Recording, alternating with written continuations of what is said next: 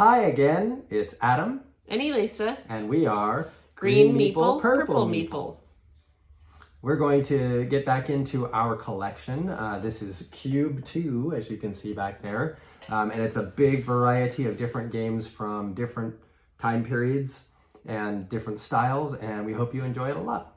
So let's get started. First up is Flatline. Now, I made sure that this was in her pile because this is one of her favorite. Spoilers! Is one of my favorites, though it doesn't rate as high as one might think. Oh, interesting. But anyway, Flatline is a cooperative game where everybody has 6 dice that have various symbols on each side.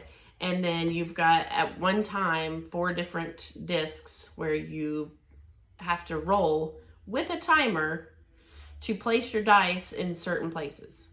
Well, you're healing.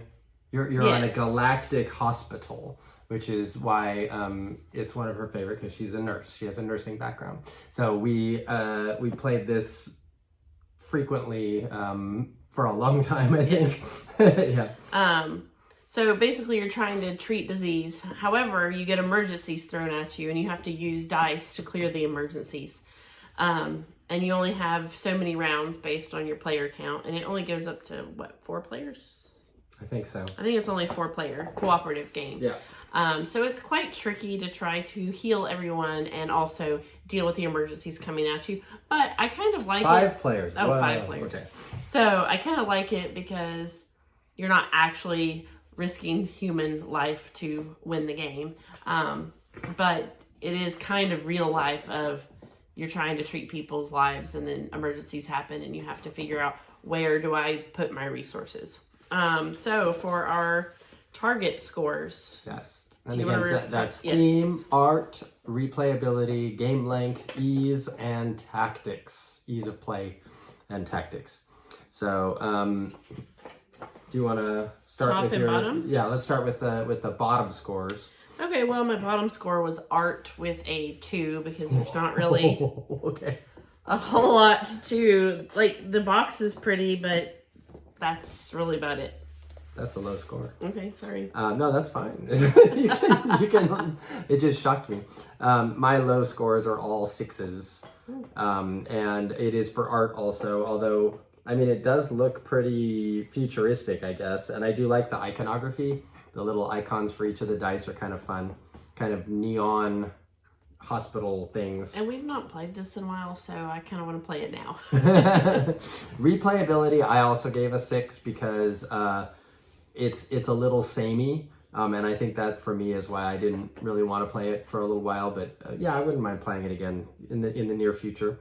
And then tactics also, because of the randomness of the dice, I kind of wish. I feel like I want there to be a dice modifier or something like that, because really you're just sunk if you can't get the same symbols, and some of them are everybody has to get the same symbol twice or something, and in order to get that, I mean, it's just whether or not the dice show that, and that can be a little frustrating for me. I think we've beat it a couple of times, but it's pretty hard to beat. Especially with 2 players. We usually end up having to give ourselves an extra round. Playing this in a group, particularly depending on the personalities, is actually a lot of fun. We played with one group of close friends probably 4 or 5 years ago now, and I still remember that because it was just so crazy. Well, my top score was game length because right before I'm like, okay, I'm really sick of this and we just need to die or win, it really is a set number of rounds, and so it's kind of cool. I like that. My top score with an 8 was theme because, as I've already discussed, I told you why. Makes sense. So my overall score for Flatline is a 5.66. Wow. Okay. Well, it got dropped with the art, and then my ease of play and tactics were kind of low too. Okay. Well, mine was a 6.6, but I gave it a +1 because I was we had a lot of history with it. I didn't add any +6 to it, or plus to it. So. But yeah, technically it would be a 6.6. So it's this is really based on whether or not your group is going to like it or not. I think it is that real time factor. All right, so next one is, 5 tribes. And maybe I should take the belly band off of it because it does have beautiful, ta-da, lovely art, Days of Wonder art. We have this thing on here because I have basically all the little expansions and mini expansions in there, and it swells the box a little bit. So 5 tribes is a Mancala style, and I don't have anything else that has a Mancala except for Mancala, which is basically that you pick up a group of things and you drop one off one at a time until you get to a final location, and then whatever it is that you drop off at the final location helps you to clear certain things, and then you're able to use a certain power based on what color the meeple is that you drop off on that spot. And you also have tile. It's a modular board, all little tiles. You make it into a grid, and each tile has its own ability as well. You can build palm trees on them. You can build little Taj Mahal type things on it. And then at the end, whichever ones you have claimed by wiping all of the meeples off of them and putting your camel on it, that particular tile becomes yours, and then you add up your points, and that's how you finish it.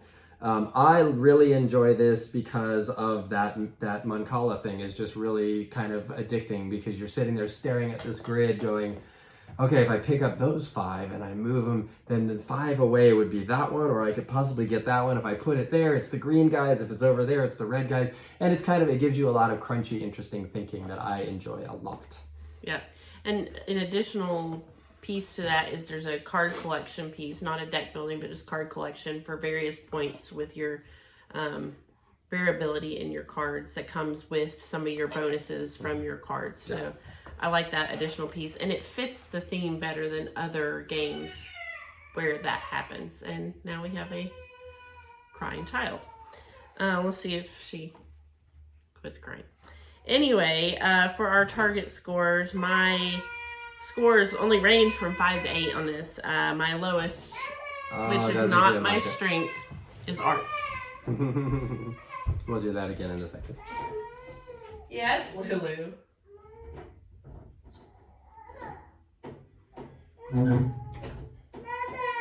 What? I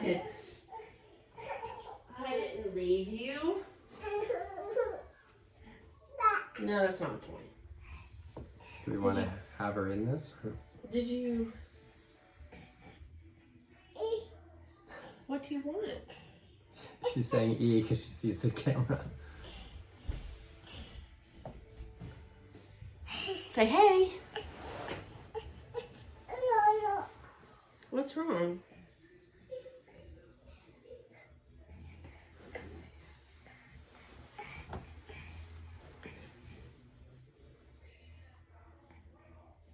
Okay, are you going to be in our video?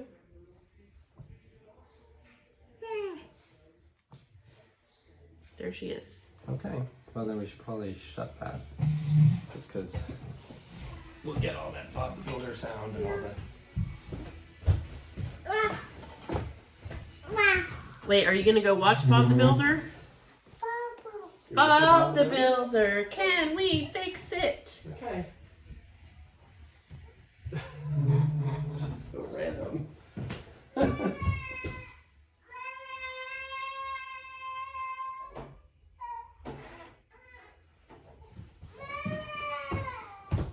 What do you want? What do you want? Come here. You want to be with us? You can be with us, but we're going to talk about a game. Okay, so you can be with us and be a little quiet. We'll see what happens. So you were about to talk about art. All right, we're back, and we have child number 3 with us who doesn't want to watch her show. So my lowest score for 5 tribes was art. Again, the art doesn't really matter to me, so sometimes I don't think I pay attention to it. And to me, it doesn't matter hugely on the gameplay. Okay. All right, my lowest score was with a 6 game length, actually, because sometimes depending on, well, first of all, 5 tribes is a 4 5 tribes is a 4-player game initially, but thanks to one of the expansions that I got, it has become a 5-player game. 5 Tribes is now 5 players, and having 3 children, that's a big priority for me. But unfortunately, with that Meeple drop-off situation, depending on who you play with, it can drag a little bit, and sometimes you're sitting there thinking, oh, okay, I could do this, or I could do this, or I could do this, or sometimes people walk it forward and then they want to walk it back. It can be a little challenging for that, so that's the lowest score. My top score for 5 Tribes is replayability. This is probably, well, Adam owned most of these games before we got married, but we've had this probably since we were married. And it doesn't get old, and it's not one I would ever consider, let's not have this game anymore. Yeah. I do like that. So. That's Cootie, I think, or something. My top score for this was tactics, and I did a 9 for that because just the number of different ways to score points, and whether you're going to hang on to the points or whether you're going to bid the points to go first. That's another interesting mechanic that happens where you end up paying your money in order to get an earlier spot in the draw for which tile you're going to use, and that's kind of cool. But I think that's really interesting and makes for a lot of. I've tried, I think, several different ways to win, and they don't always work. But. Again, another one that I'd like to play like now. Okay. So, overall score. 5 Tribes overall score is a 6.5 for me. Okay, and mine was a 7.6. Nice. All right, next up in cube number 2 is Cytosis. So Cytosis, oh dear, it is called a cell biology game. So it uses the actual DNA, ATP, all of the actual things that your body needs for cell reproduction, for hormones, steroids, all of that. So we actually purchased this game looking forward in life when our kids are learning about cell and reproduction and all that this would be a fun game to play. And this is part of the Genius Game series where they really actually try to make it as scientific as possible. They even include a little science book in there. That's Animal Upon Animal, which is also a great game. Yes. So again, for scores, my lowest, again, art. But this game is not really about the art. It's about the scientific replication. And again, art's not that important to me. Okay, you're up. And my lowest scores, there's 3 6s again. Replayability, game length, and ease.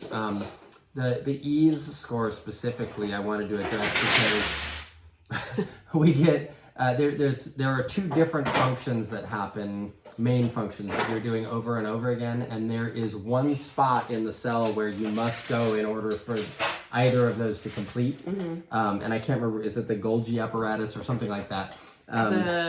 Yeah. So the Golgi apparatus, and that thing gets so bottlenecked because only one person can go. It's a worker placement, and so only one person can go on that spot per round. And so if you've got your red side or your blue side cooking along, and you've got your little guys sliding up there, you realize all of a sudden, I can't do this for this whole round because somebody has already used the Golgi apparatus, unless you're able to pay for an additional worker that can kind of double go on that, but that's so expensive. I don't know. To me, that makes it a little bit frustrating, and so that brought that sort of down specifically. Yeah, and I would have said the same in that area. My top is theme. I do like the theme. Mine is also themed. So okay, there we go. But so overall score is a 6.33, which ranks higher than I would have thought for this game because when you play it, it's not quite that exciting. But I think we also kind of like it because we know that we can play it with our kids and make that applicable to their schooling. Yeah, mine's a little bit higher at 6.6. So that's Cytosis. Okay. All right, the next one. Are you the same? Oh, maybe we... I'm okay. up again. Well. Horrified.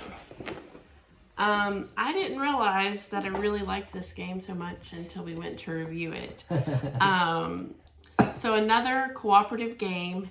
You are trying to defeat the monsters in various areas of the town. Well, and this is specifically the Universal monsters. There's 3 versions of it now, I think. Okay. Yeah. So. Yeah. So we've got Dracula and I don't remember who all we have in here. Frankenstein, Wolfman.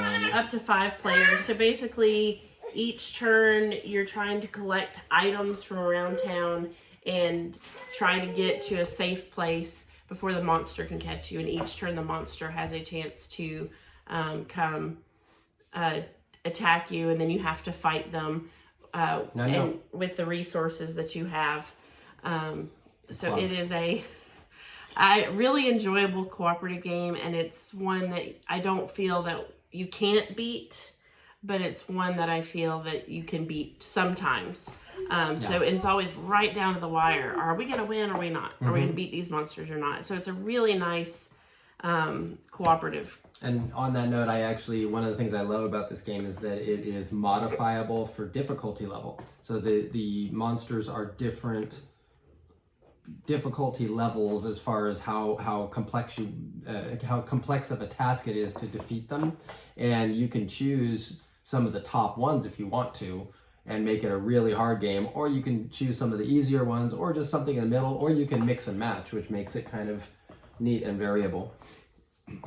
So scores on this, interestingly, my lowest scores, again, art and ease of play, were both a 6. So that's a higher score than most for me. And I think ease of play is not so much that it's not easy to play, but just defeating the monsters makes it a challenge. Yeah. Well, for me, it's this is a very high scoring game for me. So I've got replayability and tactics are slightly lower than the rest of the scores at an 8, and that's just because this one doesn't come out super frequently, because essentially it's the same basic idea over and over again, even though it's adjustable difficulty wise. And so for me, it could become a little bit samey. Like, this isn't one where I go, let's do it again right away, right? But it's a lot of fun for when you're in the mood for that kind of an experience. Which is really interesting, because my top score at an 8 was replayability. Okay. And I think it's just because it's not ever the same, even though he's right, the map is always the same and the goal is always the same. But I thought I enjoyed that part. Yeah, they do a good job with it. And honestly, I was a little bummed out when they released some of the other versions of this, because I really wanted them to add more monsters to this one, but instead they just created full new versions of it, where you would have to own a separate game, and I just wasn't ready to own more Horrifieds, so that was a bummer. I wish that they'd been able to just plug in, get a couple more monsters here and there just to mix it up. But that's all right. It's all good. Okay, so that is total score. I always forget that. Total score.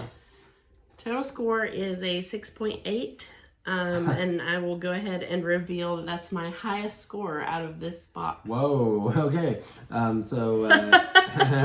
Not mine. Mine's 8.6, which is the opposite of that, which is kind of fun. Okay, all right, and yours Horrified. is next. Okay, so now Fantastic Factories. This one I purchased separately in a store. It was a Kickstarter originally, but I ended up purchasing it retail. But then when the expansions came out and they offered this fantastic board for playing and all that, it's one of those lovely kind of squishy boards, and I ended up going kind of all in on that and getting the extra stuff, because I do enjoy this one quite a bit. And the basic idea is that you are dice worker placing. You're trying to build a set of factories and things in front of you that they're basically dice manipulators, I guess, or they are point getters, depending on what they do. And it gives resource getters. Yeah, resource getters. And so and then the resources then allow you to get more interesting types of additional things. It's hard to explain because there's so much variability in this based on which types of cards you get. Yeah, there's a deck of cards, Yeah, it's two massive. decks like this. Yeah, it is huge. But yeah, you're working with, what is it? Little lightning bolts and little... So I think it's coal, energy... Steel, something. Yeah. So, and it's all about trying to figure out an engine for that. And giving you lots of, you already have some worker spots already on the, on your little tiny player board for just producing stuff, but then you can make those things a little more streamlined. You can, instead of having to spend this much of a die to get that much stuff, you can spend this much of a die to get that much stuff, and it's kind of neat, and it's a, I like how it plays around with that, and then at the end you end up with little gold cubes that are your points. Yeah. So it's pretty straightforward, but lots of different ways to play it. So we'll skip my lowest score. Moving on. What's your why? It's for art. It's always art. What is it though? A 4. A 4? Okay, for art. So for me, let's see. Mine was a 7 for theme because I'm, building. It's not really there. I mean, you're not building factories. You're building dice manipulators. Yeah. But and I'm not that into. I didn't go, wow, I've always wanted to build a fantastic factory. It's more about just the well, gameplay. and it's more so you're building a city, not just a factory. So.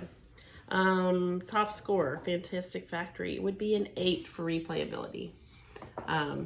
Because of the deck of cards, and then you can play the next time. You're like, oh, I've never seen this card before. So you can't have the same tactic. Yeah. Thank you.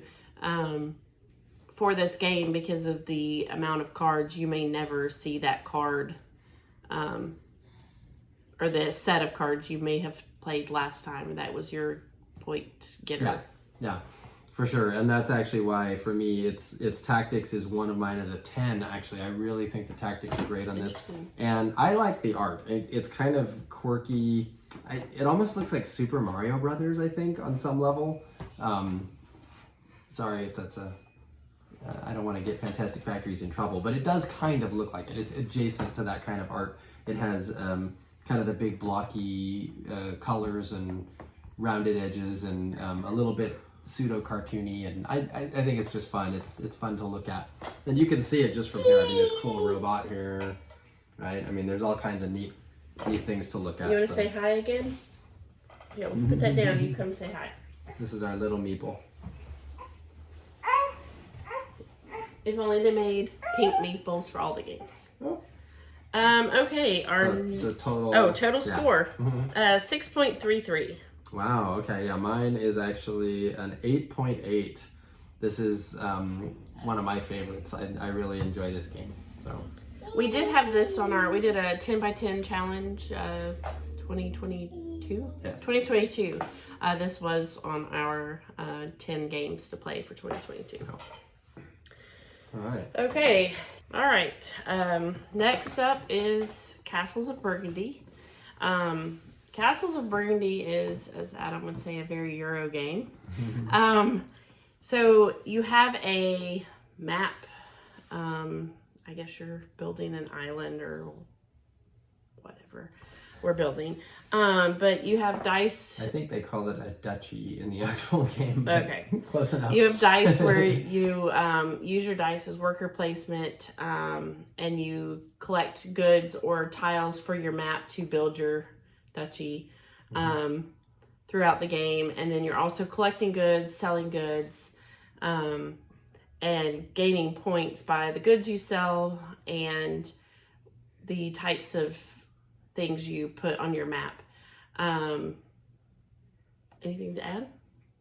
Well, I think it's a dice worker placement, and what makes it interesting is that when you roll your dice, you need a die to match something out there in order to take it, and you also need it to match one of your spaces that you've left open in order to place it, which makes it very hard. You have to have very specific numbers, but unlike Flatline, this one has dice manipulators, which makes it a whole lot easier You're not just stuck with the double sixes that you rolled. You can make it go up or down depending on how many of those little guys you're willing to spend. And that allows for a little bit more flexibility because everything has to touch, and you can't have certain, there's all kinds of little sub rules. You can't have certain types of building in certain spots within a chunk of your duchy. Yeah. So scores again. My lowest score is 4 for art. Yeah, this one art is pretty low. It's, for me, it's a 6, but it's, Euro games don't tend to pride themselves on being really beautiful games. They're very beige. They have a reputation for beigeness, and this one does not disappoint. This, of course, is the old school version that I got at a flea market for about $20, which was a great steal because it was brand new. And the fancier ones haven't come out yet. I have no need to get a fancier one. They even have ones that have an actual Bakelite tile, I think it is, with little 3D pigs on it, so you can place those. But that's totally just unnecessary. Yeah, totally unnecessary. But in case you want to play this fantastic game with a little bit fancier stuff, they do have some newer versions. And my top score would be replayability. Because it's kind of the luck of the draw on which tiles you What'd get. you give it? Oh, an 8. An 8. Okay. But at the same time, you there's actually different layouts on your map boards, so you can do that as well. So there's a lot of variety on that. Mm-hmm. Yeah. And I gave the art. Oh, I told you the art was a 6, and my replayability and tactics were 10s because I just thought there's so many different ways, so many different directions you can go with this. So it's a fairly simple, art-wise and all that, but it's a nice game. Okay. Yep. So total score. Total score was this time I forgot was an 8 for me. For me it was a 6. Okay. And for the last in this box, and both of these last two we had to find time to play as well because it had been a while for both of these, which is part of the reason it took us a while to create, and will sometimes take us a while to create content because we have to make time to play while we're also raising our children. Priorities, people. Working and all the working things. And all that, yeah. So this is Galaxy Trucker, and this was, again, another one we had to play again because it had been a while. I remembered some bits of it, but I had forgotten some of the chaos. And that's really the name of the game with Galaxy Trucker. It is real-time, second real-time one that we have going on here where you're just quickly trying to go through a pile of pieces and just assemble this hodgepodge ship together, and you've got places for crew members, you've got places for that are guns, and places for rockets, and just chunks of metal to put on the outside of your ship, and shields, and all the stuff that everybody loves in sci-fi and ship building, I guess. And I think the challenge in the building of your ship is each piece has a 3-prong connector or 2-prong connector or 1-prong connector. And some are kind of universal, but trying to fit all the pieces where they need to be in a specified amount of time is really a challenge in this game. And the part that makes it really hard is phase 2 of the game, which is once you've built your ships, you have to take them through the gauntlet of meteors, pirates, space pirates, what else? Like just people attacking you, fireballs, random things like that.